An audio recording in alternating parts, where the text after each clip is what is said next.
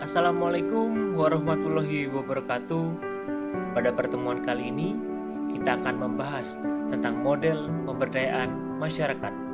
Pada pertemuan ini, kita akan membahas tentang 3 model pemberdayaan masyarakat, kemudian menganalisis kelebihan dan kekurangan masing-masing.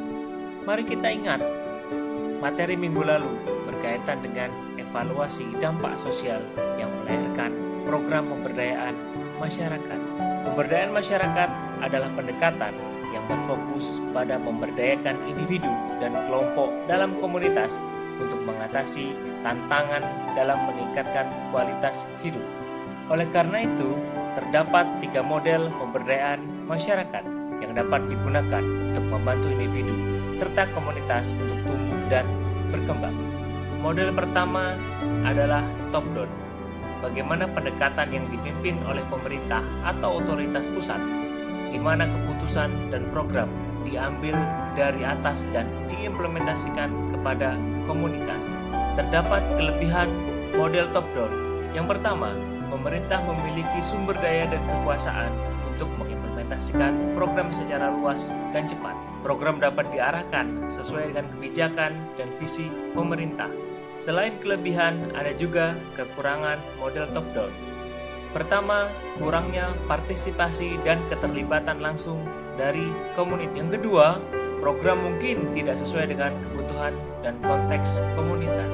Lantas, yang kedua, bagaimana dengan model bottom-up?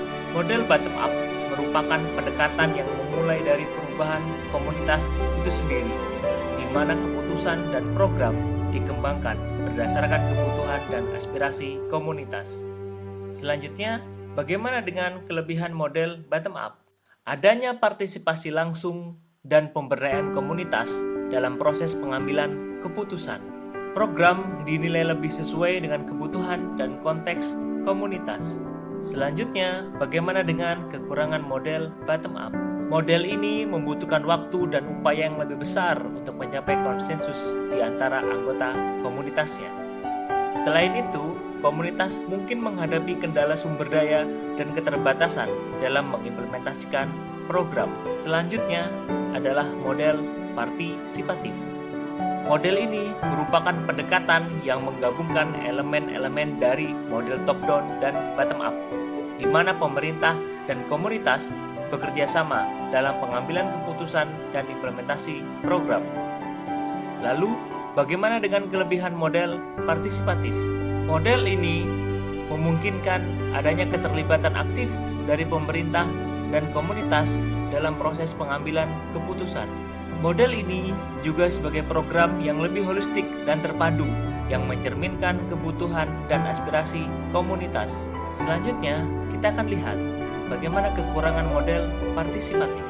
Model ini membutuhkan waktu dan upaya untuk membangun kemitraan yang kuat antara pemerintah dan komunitas.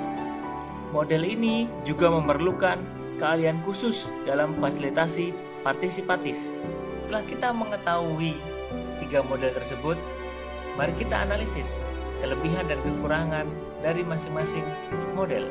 Kemudian, berdasarkan pemahaman kalian, buatlah tabel perbandingan dari ketiga model pemberdayaan masyarakat tadi.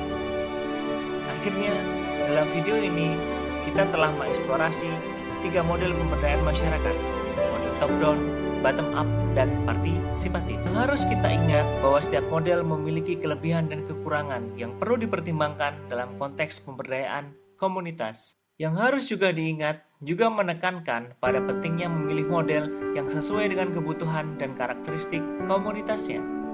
Terima kasih telah menonton video ini tentang 3 model pemberdayaan masyarakat. Semoga pengetahuan yang diperoleh dapat membantu dalam memahami dan menganalisis model pemberdayaan masyarakat secara lebih mendalam. Terima kasih.